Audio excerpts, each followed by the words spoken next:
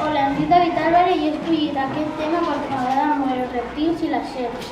Les serps, també anomenades ofidis, són reptils. La característica principal és l'absència de potes i el cos molt allargat. Existeixen 456 gèneres i més de 2.900 espècies, de les que només 450 són verinoses. Habiten en tots els continents a excepció de l'Antàrtida. A Austràlia viuen les 10 serps més verinoses del planeta. Descripció de les serps. Les característiques que varien d'acord a la seva espècie poden ser 1. Verinoses, com la cobra o la mamba negra. Immobilitzen a les seves preses amb el verí abans d'ingerir-les. El verí pot ser neurotòxic, afecta al sistema nerviós, o hemotòxic, afecta la sang. 2. Constrictores, com la piton o la boa. Paralitzen a les seves preses comprimint tan fort que moren d'asfíxia. Segons l'espècie varia de grandària, però la piton reticulada arriba fins als 10 metres de longitud.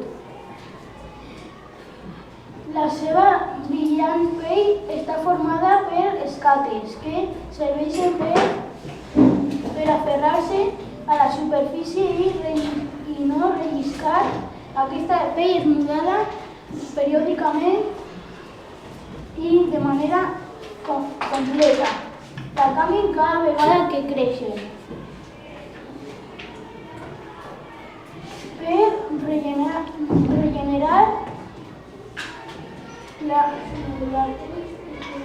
l'estat ferida i per lliurar-se de paràsits externs.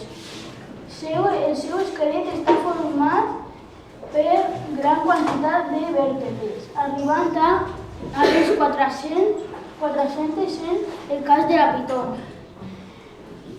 La seva mandíbula està unida al crani de forma molt dèbil, però devorant les preses totalment senceres. Òrgan de Jacobson. Gràcies a ell poden trobar parella per a la reproducció. Detectar els depredadors, localitzar preses. També posseeixen cavitats termoreceptores. Prop dels ulls capaços de detectar la calor. Alimentació. Totes són carnívores. La seva dieta inclou aus, amfibis, mamífers, peixos, insectes i altres rèptils. Com no masteguen, ingereixen els cossos sencers. Depèn de la mida de la seva presa, poden passar mesos sense tornar a menjar.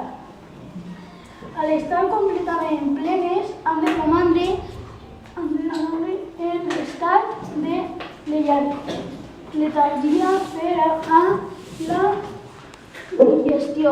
Reproducció.